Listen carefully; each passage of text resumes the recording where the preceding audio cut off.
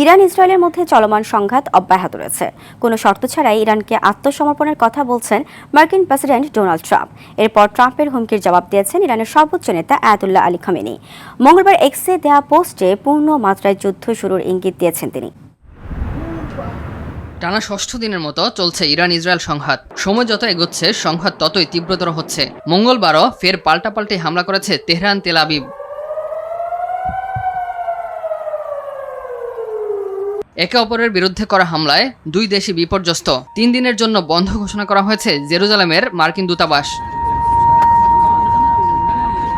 মঙ্গলবার কয়েক মিনিটের মধ্যে পরপর নিজের সামাজিক মাধ্যম ট্রুথ সোশ্যালে ইরান সম্পর্কিত বেশ কয়েকটি পোস্ট দিয়েছেন মার্কিন প্রেসিডেন্ট ডোনাল্ড ট্রাম্প, যেখানে ট্রাম্প দাবি করেন ইরানের সর্বোচ্চ নেতা আয়াতুল্লাহ আলী খামেনি কোথায় আছেন তা তিনি জানেন।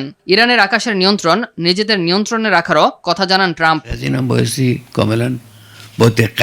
নানা গুঞ্জনের মধ্যে মুখ খুলেছেন ইরানের সর্বোচ্চ নেতা আয়াতুল্লাহ আলী খোমেনি।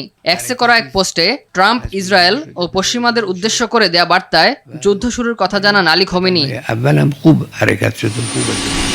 ইরানের বিরুদ্ধে সামরিক পদক্ষেপের কথা ভাবছে যুক্তরাষ্ট্র। মধ্যপ্রাচ্যে চলমান উত্তেজনার মধ্যে ইরানের পারমাণবিক স্থাপনায় হামলায় ইসরায়েলের সঙ্গে যোগ দিতে পারে দেশটি, এমন ইঙ্গিত দিয়েছেন মার্কিন প্রেসিডেন্ট ডোনাল্ড ট্রাম্প।